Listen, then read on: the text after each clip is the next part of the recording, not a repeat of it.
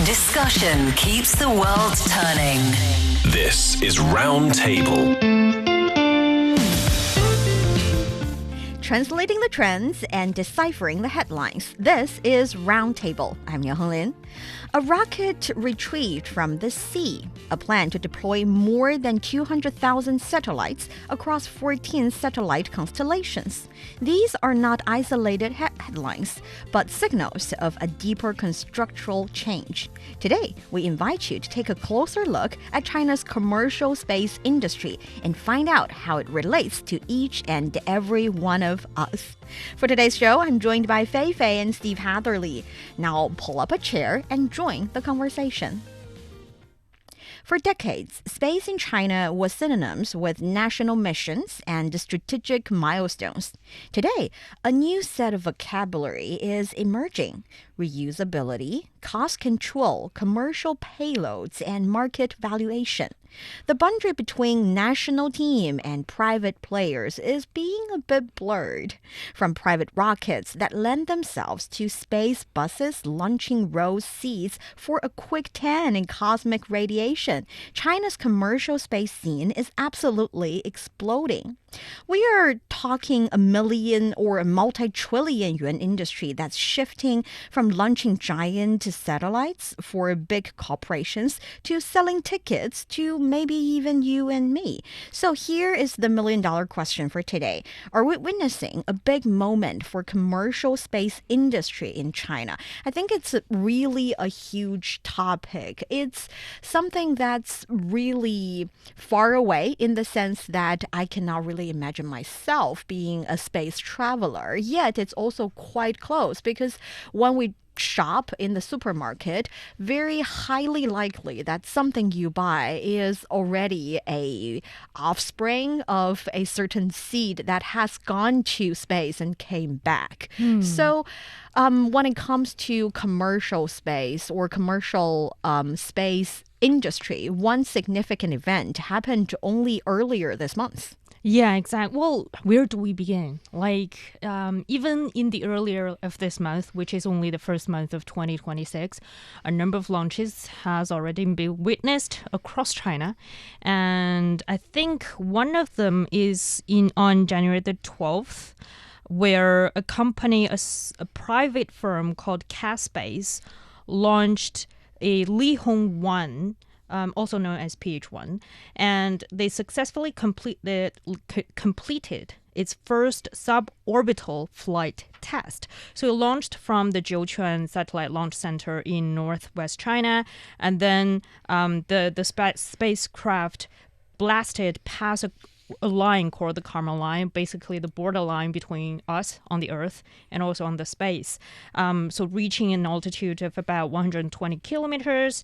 And then that is only one of the launches. There are also some other ones happening as well. There's too many to just pinpoint each one of them, I think, on the show today.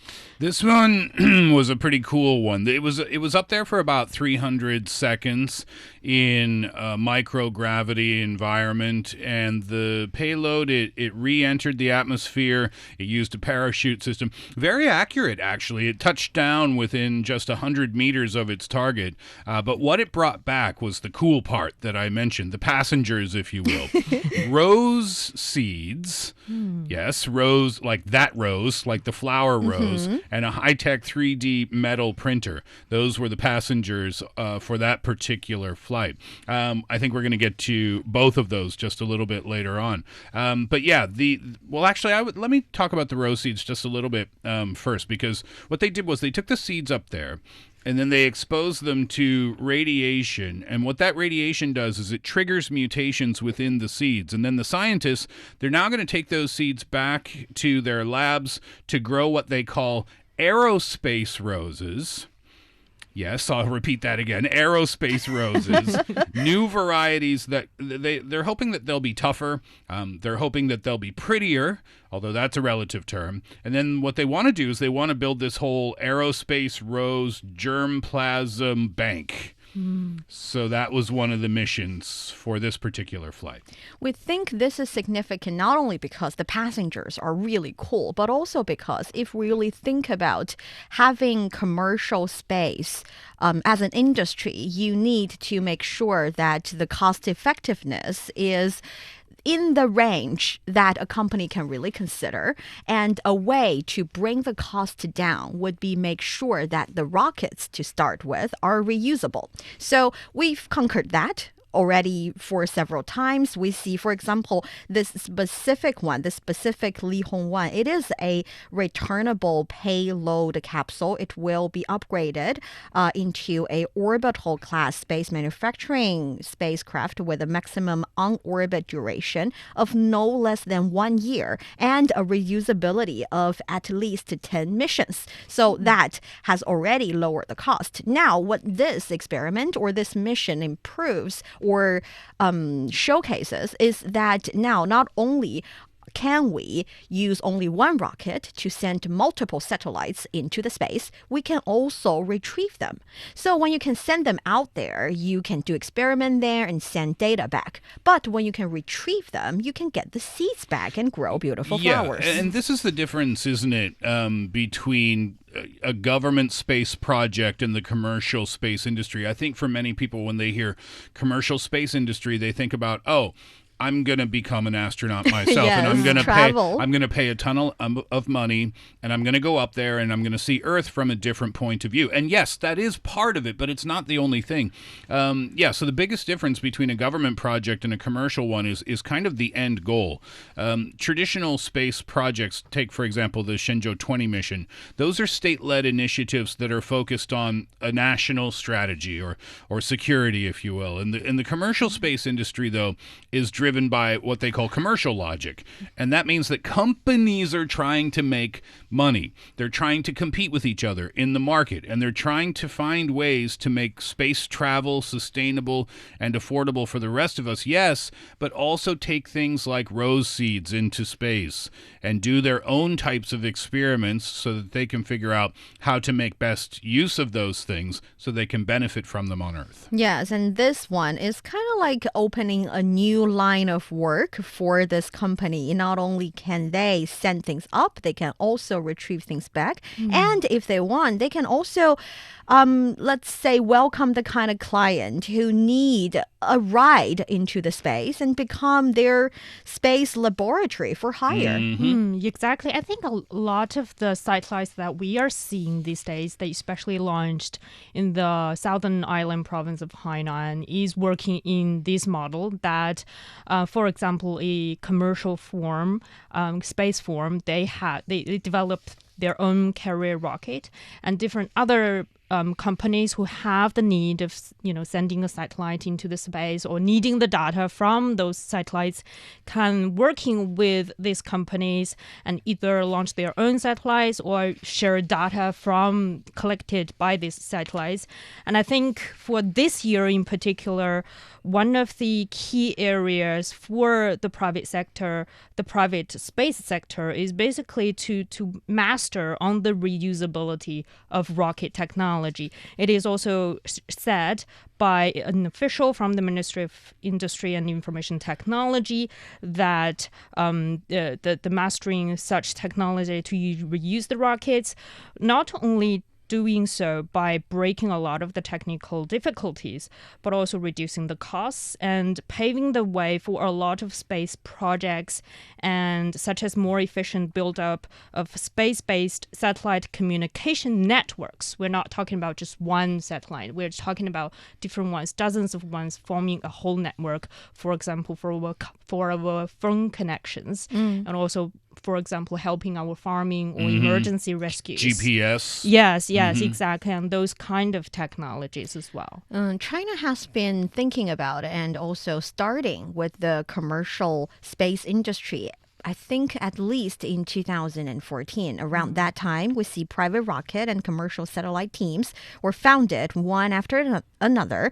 And we see that that was the time that China's first private rocket orbital launch was happening. And then multiple satellites happened in 2019. And after 2020, satellite internet was included in the new infrastructure agenda. So the infrastructure, of course, the old ones include high-speed railway, but the new one is talking about the satellite internet that Fei Fei has also mentioned. And then in 2025, China conducted around 87 different space launches in a year, with commercial and private rockets carrying out for 23 different times and sending out 324 satellites. It is seen as the time when commercial space industry is really taking off. Yeah, and the time to develop those satellites is so much less now than it used to be. Maybe up to a year before, and now they can get it done in about a month, I think, which is kind of mind-blowing. I mean, the industry itself is really growing almost at an unbelievable rate. There are reports that are talking about this, and they say that it's projected to reach about 7 to 10 trillion dollars. That's or 7 to 10 trillion yuan, excuse me. That's about $1 trillion dollars by about 2030. And there are many companies involved. One is Landspace. I'm not sure if you're familiar with that one. That's a Chinese space technology company. And it's pretty exciting. I mean, they're leading the charge for what they want to be the first commercial rocket stock on the stock market. So when the rumors of their IPO hit in the new year, the stock price of one of their investors surged 72% in just 1 week. And that shows how much cash is starting to flow into this sector, and a lot of people are paying attention. If you are someone who's interested in the stock market, you should pay attention to China's commercial space related stock market, because with so many things happening in the industry, we can see the vitality in the stock market. Especially, I think we were talking about it before the show. Sometimes different missions would have different significance, and especially in the area of commercial space, we don't only see like 100% success as a success. Because recently we've also witnessed several not very 100% successful try of retrieving satellite or retrieving satellite to the exact location. That was not that frustrating as what we would assume. We would assume, if we didn't successfully get it back, it's a bad thing. But for business insiders, they see the experiment they gather from that mission. They see what they learn, and maybe they don't see it as a failure. They see it as one step further to success. And that would also spur the stock market. So it's a very interesting correlation between the different missions and then the change in the stock market. And that being said, other trends and other possibilities and other try in the market would also make people feel very excited. For example, now we are looking at the trend of having the entire industry mostly concentrating on B2B, business to business, moving a little bit to business to consumer as well. Yeah, and this is the point that I think escapes us as the general public a lot of the time. At least it escapes me. If you think of a company, the way that it used to be, a company would build a satellite perhaps for the military or something like that. But naturally. Now, yeah, right, exactly. That's the way it used to be. And then that GPS signal coming from that satellite would allow us to use, things like maps on our phone or even ordering a taxi, something like that, like ride hailing or tracking a delivery on your phone. But then companies build communication satellites for TV broadcasters, and that makes a difference to us as well. But now companies are doing that on their own. Starlink, if you've heard of that, they provide home internet directly to consumers. Ooh, yeah, so very expensive, but must be fast. And it's going from business to business from business to business to business to consumers. And space, it's not just for governments and corporations talking to each other anymore. There's now this invisible layer that powers the consumer services that we rely on in our daily lives every day. And that's what I meant when I started talking about this, is that I think it's things that we don't necessarily realize are benefiting us, because they're kind of out of sight. They're way up there above our heads, but they are absolutely a part of our lives. Okay, so we want it, we love it, but we don't know whether or not we're there to be, standing there, being excited about the benefit it can bring to us, especially the flourishing of the commercial space industry that can benefit us. So let's start from the beginning. The beginning of this industry would be the manufacturing of the rocket, of the satellite, and also the launching of it. Where are we now in that phase? Well, I think when it comes to, for example, the manufacturing of the satellites or rockets, all of the satellites, it is now moving away from just a very customized satellite model. Like, for example, if I want a satellite, say if I'm a company, I want a satellite, I have to design from scratch and then order at a very specific factory for them to manufacture, and them is more of a very tailor-made products. But now I think for a lot of these satellites, they are moving towards a mass production phase. For example, we have different bases basically here in China, in Shanghai, in Sichuan, in some other provinces. They have different bases with different companies and manufacturing, overseeing different parts of the assembly line that, for example, in Shanghai's Songjiang, they have over 50 such companies that form a whole cluster so that they can produce one satellite within 1.5 days. So it's a very fast process and also very standardized. So we're not talking about, for example, in the past, it's not like a Mars mission that only a government is only able to do that. Also cheaper? Yeah, also cheaper. You can imagine only within 1.5 days, with annual capacity expected to reach 300 by the end of this year, meaning one factory is able to produce 300 satellites. This is a scale industry. It's like producing a little bit of more expensive machine for us. Yeah, and the reusability factor is one that brings the cost way down. That company that I mentioned before, Landspace, they have a rocket. Oh, the name of it escapes me right now. Zhuque. It's a legendary or mythology bird flying up. Thank you. Yeah, that's kind of what this is. The Yes. Zhuque 3. So they have that rocket. Landspace has that rocket. And yeah, so your traditional rockets, you use them once and then they're done. But this particular one, it's a liquid oxygen methane rocket. And I don't know exactly what that means, but what I do know is that it's designed to be reusable. And it's the difference between, think of it like your grocery bag. You go and take a plastic bag from the grocery store, you throw it away. Well, no, you bring your own bag and you reuse it again and again. Same concept with these rockets. Now, because of that, they had a targeted launch price of under 20,000 yuan. That's about $2,500 per kilogram. And that matches SpaceX's Falcon 4, which is approximately $3,000 per kilogram. So the event, that particular event, and having it priced that way, this was a big moment for China because this kind of marked the country's entry into the reusable rocket era. And this is a huge game changer for low-cost access to space, especially for international payloads and developing countries. And when I learned about that developing countries aspect of it, I thought, what's the difference there? I don't quite understand. Well, the difference is this. A developing country, in this case, wouldn't need their own rocket. They don't have to spend billions to develop their own space program. They can just kind of, I don't know how to put it, buy a ticket? Yeah, like a bus. sort of. It's kind of like a bus Yeah. ticket on a Chinese craft that would launch their satellite for them. And for the developing countries, that means they can have satellites in space too, help their farmers, like we mentioned before, to have their own GPS systems or whatever it is that they want their satellites to do.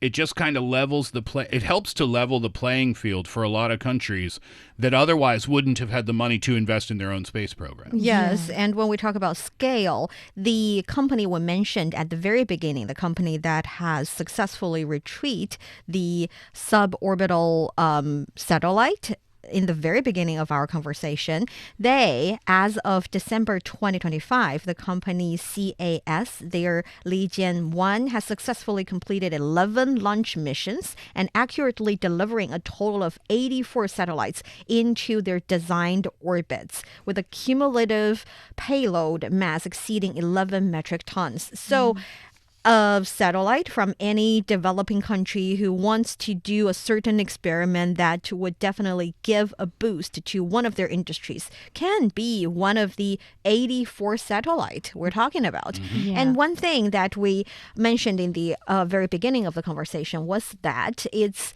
vital that we can get the satellite back successfully so we can get the things from the satellite back. But at the same time, with as many reusable satellites, maybe not retrievable, but you send it out and you need to maintain it in a way and collect the data from it, which was the point of the experiment. That is also a very important and another part of the industry.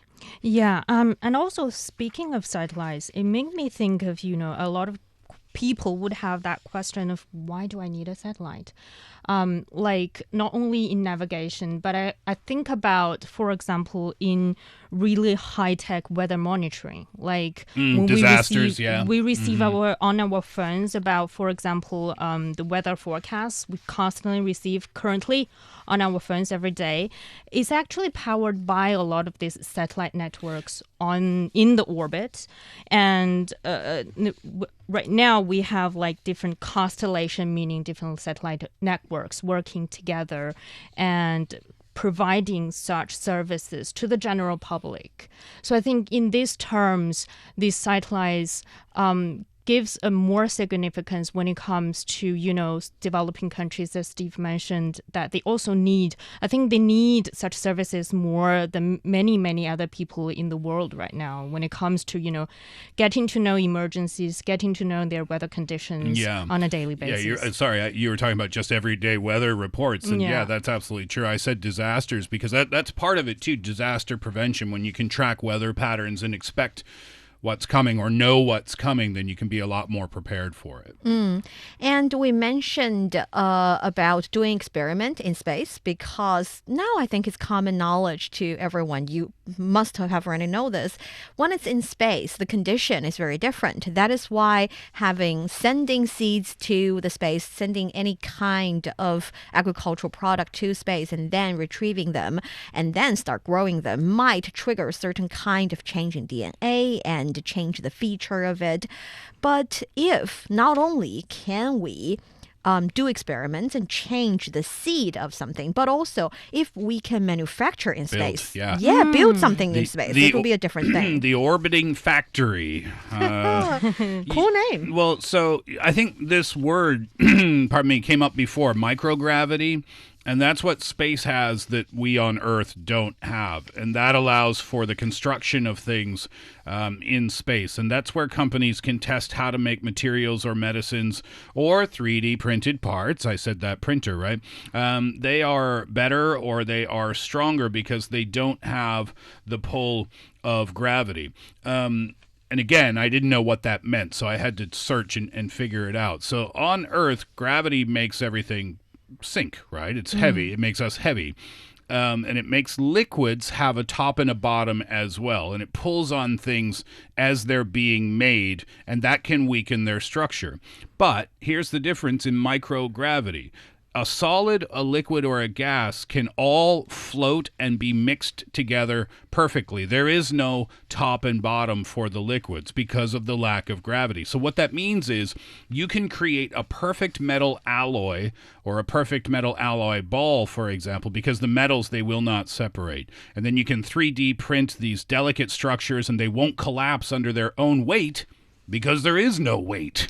That's what the difference in construction is. So microgravity, it's this weightless environment, and it allows us to mix and grow and build things without the constant downward pull of gravity to kind of mess up the process.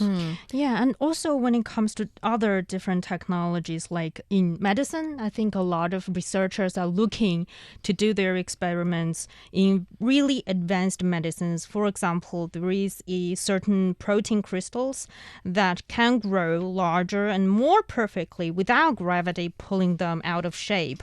So a tiny vital of this very perfect crystals can be worth millions of pharmaceutical research. So when in these terms, it will be a very perfect lab for these researchers out there. Those are the things that you would bring back to Earth, right? But for other things, you would build them in outer space in that microgravity environment, and then think, well, wait, I have to bring it back to Earth eventually. No, well, for a lot of things that they'll build, they'll use them out there. So it's like, how could I explain it? If you needed something on a space station, instead of like, okay, let's say a cake, right? Instead of bringing the very delicate cake from Earth up to the space station, you'd bring the flour and the mixer, and then build the cake up there. Does it mean in the future we'll be able to, stay in space and live in space? Yeah, maybe one day. I remember migrate to space. I remember when I was doing a report on lunar probes that sometimes scientists are talking about we need a base on the moon. Why do I need a base on the moon? They're saying that they can be a place not only for us to live, for us to do experiments, can be a base for humans to see it as a transportation hub. On the way to Mars. Yeah, on the way to Mars, moon, or launch our own rockets from the moon. So that's why we need a base. So for that, those functions to be able to have, we also need other supporting services, like we need food, we need water, we need a whole basically living support on that base. So from the very beginning, we build the rockets and satellites, we send them up, and then we started to experiment on them, and then we have invisible infrastructure doing satellite manufacturing in space, and now we're talking about space manufacturing in the sense that we can build things in space so that we can use them in the space. Correct. And the reason we're talking about all these, not only because it's the right logic of exploring the space and being able to live there someday, but also because we did already mention all of the examples that are actually happening or have already happened in China's commercial space industry. These successful trials or successful already examples showcase that we are kind of there. So the next step might be space travel. Space tourism. Yeah. Yeah. I think we're going to see space tourism before we see, renting an apartment on the moon. Or Yeah, sure. Yeah, that's something for like sure. that, because space tourism, I mean, It's already happening, Yeah, isn't it? exactly. They sold tickets. It's really expensive. They sold tickets here, right? They were Were they $1 million yuan? I think $1 million yuan per ticket, but that's won't be happening until either 2027 or 2028. Yeah. So we still have to wait a couple of years. This is the part of the industry, though, that everybody's most excited about. I think. Yeah. And also, but still, I think for a lot of people, it's still outreach because $1 million yuan ticket is still quite expensive. Maybe with the reusable technologies that we just mentioned, or manufacturing in the space and use it in the space, can also lower the price for those tickets as well. Lower the price, and then you've got other factors like the trust factor. Do people feel comfortable getting in a rocket and going to space? Maybe, maybe not.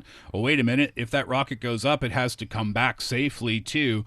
There's a company, though, called Interstellar, and they just built a reusable spacecraft. I think it's called the CYZ-1. And this is pretty cool. That spacecraft can carry up to 7 passengers, and they tested it. And what they were testing for was a landing cushion system, and it's a cloud sensing landing. So what that is it makes sure that the cabin can touch down gently so that it's safe for tourists who haven't gone through astronaut training. Yes. So I think we've covered the different steps of developing the commercial space industry. We talked from going up there, doing things up there, manufacturing up there, sending things back, but we didn't cover how can different industries, the agriculture industry, the medicine-related industry, and all these industries can, take advantage of being able to be a passenger, to buy a ticket to space, do what they want to do, and come back. And how can those results from the experiment, how can those achievements benefit our own life and maybe some other things we can do in space? There has been talk about building a data center that take advantage of the cool weather and the almost unlimited resource, which is the sunlight. Yes, and those can probably happen. And as individual, how do we understand these different missions and what are some current challenges? And also why this year anything policy-wise that worth our attention that has give the vital booster of the commercial space industry. And I think that is for another topic on Roundtable. We will cover that.